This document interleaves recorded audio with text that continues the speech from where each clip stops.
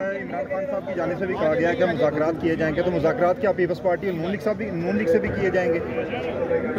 میں اس حوالے سے آگاہ نہیں ہوں، کیونکہ خان صاحب نے اگر ایسی کوئی بات کی ہے تو مجھے اس کا علم نہیں ہے۔ تو آپ کی پارٹی احتجاجی تحریک چلانے جا رہی ہے عید کے بعد کہ نہیں؟ اس کا حوالے سے اس کا بھی خان صاحب سے پتہ لگے گا، اور خان صاحب اگر اناؤنس کریں گے تو پتہ لگ جائے گا۔ آپ کی ناراضگی ابھی چل رہی ہے خان صاحب سے؟ نہیں، میری تو خان صاحب سے ناراضگی نہیں ہے، تو ملاقات کا انتظار کر رہے ہیں، جب ملاقات ہوگی تو ہمارے ملاقات کے لیے آپ نے کوشش کی ہے خان صاحب سے؟ میں کوشش نہیں کرتا ہوں۔ خان صاحب خود بلائیں گے تو جائیں گے؟ بلائیں گے یا پیغام دیں گے، یہ جو دونوں صورتوں میں قبول ہے۔ اگر خان صاحب بلائیں اور آپ کو پیغام دیں تو احتجاجی تحریک کی آپ کریں گے اس کی؟ بلا شک و شبہ۔ سر جی، آج بجٹ پیش کیا گیا ہے، کیسے دیکھتے ہیں اس کو، کیا کہیں گے؟ دیکھیں، یہ آج جو شخص وزیر اعظم کی کرسی پہ ایوان میں بیٹھا تھا، یہ ایم این اے تو نہیں ہے اور وزیر اعظم بن گیا ہے، اور اس طرح 80 اور بے روپیے اس ایوان میں بیٹھے تھے، تو اس حکومت کا بجٹ پیش کرنے کا کوئی اخلاقی قانونی جواز نہیں تھا۔ اب یہ جو بجٹ انہوں نے پیش کیا ہے، اور یہ بجٹ بائنو انہی اقدامات کے تحت پیش کیا گیا جو آئی ایم ایف نے ڈرا کیے تھے۔ آئی ایم ایف جو ہیں اب ہمارے ہاں ٹوتھ برش، چینی، روح افزا، سبزیاں، ان کی قیمتیں جو ہیں تعین کر رہی ہیں، تو پھر گورنمنٹ کا تو کوئی فائدہ ہی نہیں ہوا۔ اور جو ٹیکسیز عوام پہ لاگو ہوئے ہیں، اس مقابلے میں جو انہوں نے پینشن میں 15% اضافے کی تجویز دی ہے، وہ اونٹ کے منہ میں وہ کہتے ہیں نا زیرے کے برابر ہے۔ بہرحال اوورال جو ہیں بجٹ کے سخت ترین اثرات جو ہیں 6-7 دنوں میں پاکستان کی عوام تلملا اٹھے گی، اور قوم دیکھے گی کہ یہی عوام جو ہیں پہلے جو ہیں اب اس بجٹ کے ذریعے شاید ملینز میں لوگ جو ہیں وہ غربت کی لکیر سے نیچے جائیں گے۔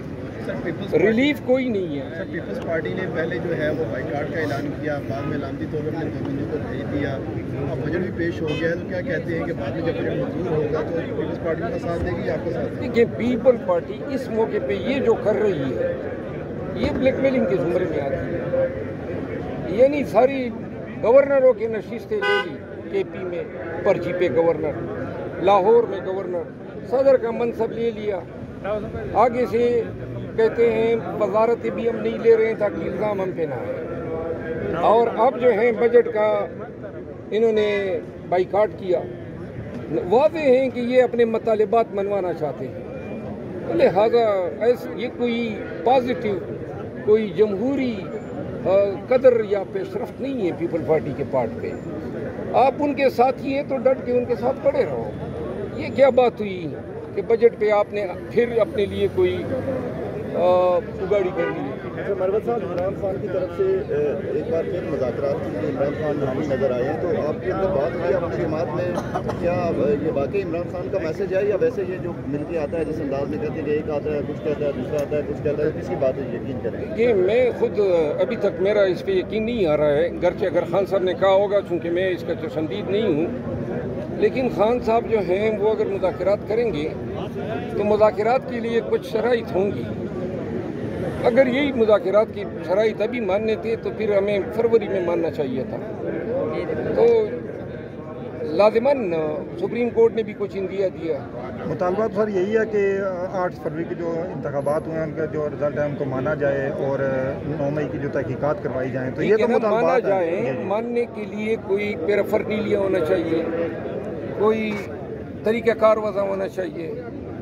اب 8 فروری کے جو مینڈیٹ 9 فروری کو چوری ہوا، اس کا ایک شارٹ راستہ وہی ہے جو 2014 میں اس وقت کے سپریم کورٹ کے جج جسٹس ناصر ملک صاحب کی سربراہی میں جو کمیشن بنا تھا، ایک کمیشن بنا دیں، 1 ہفتے کا کام ہے، سارے فارم 47 کا جو ہے وہ بخیے ادھیڑ دیے جائیں گے۔ یہ دیکھیں نا، اسلام آباد ہائی کورٹ میں کیا تھا، فارم 47 جب عین فیصلے کے سٹیج پہ آ گیا، انہوں نے درخواست دی، الیکشن کمیشن جو ہیں وہ سپریم کورٹ بن گئی، اور کہا جی کہ جہانگیر صاحب سے ہم یہ الیکشن عذرداریاں ٹرانسفر کرتے ہیں۔ یہ واحد چیز ان کی کامیابی اسی میں ہے کہ کسی طریقے سے انتخابی عذرداریوں کو تباہ رکھتے ہیں۔ اور یہ تبالت کے یہی طریقے ہیں، آرڈیننس جاری کیا، ریٹائرڈ جج صاحبان متعارف کرا دیے، یہ اتنے بھونڈے طریقے سے مینڈیٹ کی چوری کو قائم و دائم رکھنے کے لیے ہر وہ اقدام کر رہے ہیں جو اخلاقی طور پہ، قانونی طور پہ اور آئینی طور پر انتہائی منحوس اور انتہائی نازیبا ہے۔ عمران ریاض کو گرفتار کیا گیا ہے، اس گرفتاری پر کیا رد عمل ہے؟ عمران ریاض صاحب کو احرام کی حالت میں ایئرپورٹ سے جس انداز میں گرفتار کیا، پھر بعد میں جب پتہ چلا کہ جو ایف آئی آر ان پہ ہوئی ہے یہ عکاسی کرتی ہیں کہ ملک میں کوئی قانون ہی نہیں ہے، نہ قانون کی حکمرانی ہے، انسانی بنیادی حقوق جو ہیں وہ پوری طرح پامال ہو رہے ہیں۔ ان کو سوچنا چاہیے نا، این حج پہ جانے والے ایک ایسے شخص کو جس کو پورا پاکستان جانتا ہے، جس طریقے سے آپ یہ کر رہے ہیں، اس سے آپ نے گین کیا کیا؟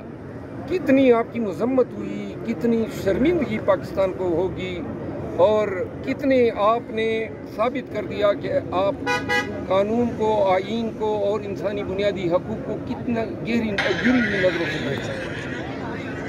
وکلاء کی موجودگی میں ایئرپورٹ پہ ماسک باندھ کے یہ اغوا قانون کی نظر میں اس کو 365 تعزیرات پاکستان کے تحت یہ جرم ہے۔ بعد میں جسٹیفیکیشن کے لیے پرچہ ٹھونک دیا۔ بہرحال افسوس ہی کیا جا سکتا ہے، لیکن ایسے ہی عوامل اور ایسی ہی حرکات سے یہ عوام کے دلوں میں اپنے لیے نفرت مزید بڑھا رہے ہیں۔ اچکزئی صاحب کو نامینیٹ کیا گیا ہے۔ کس کو؟ اچکزئی صاحب کو مذاکراتی ٹیم میں عمران خان کی طرف سے، تو آپ کا اعتماد ہے اچکزئی صاحب پہ؟ اچکزئی صاحب میرا تو یقیناً ہے، معتبر سی شخصیت ہے، سینئر پارلیمنٹیرین ہے، لازماً ہے۔ Thank you.